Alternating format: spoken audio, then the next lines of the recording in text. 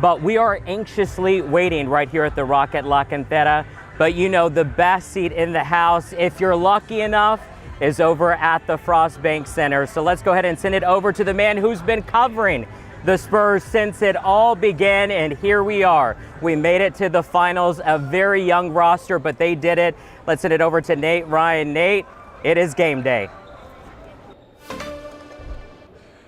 Henry, you mentioned best seat in the house. I'm just lucky that I don't have to pay for it with some of these ticket prices. Yes, we've been following this team all playoffs long, fresh off that 7-game series win against Oklahoma City. And now this San Antonio Spurs team, which just 2 seasons ago won 22 games, has made it all the way to the NBA Finals on the backs of their 22-year-old franchise face, Victor Wembanyama. This Spurs team is the second youngest team to make the NBA Finals in history. An average age of just over 25, and now the last team in their way from title number 6, the New York Knicks. A rematch of 1999. The Spurs and Knicks did play 3 times in the regular season. The first one didn't count against the Ledger. That was obviously the NBA Cup championship in Las Vegas, a game in which the Spurs led in the third quarter, but the Knicks snatching 23 offensive rebounds to take the cup in Las Vegas. That was one of the most highly anticipated games of the regular season.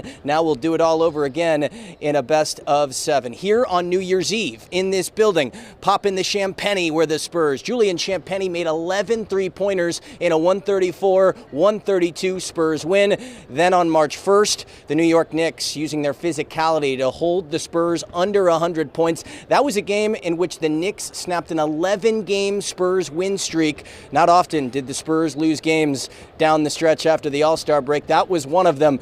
Talked to a couple of these players on both sides on whether those regular season matchups had any implication. Varying answers from the Knicks and Spurs.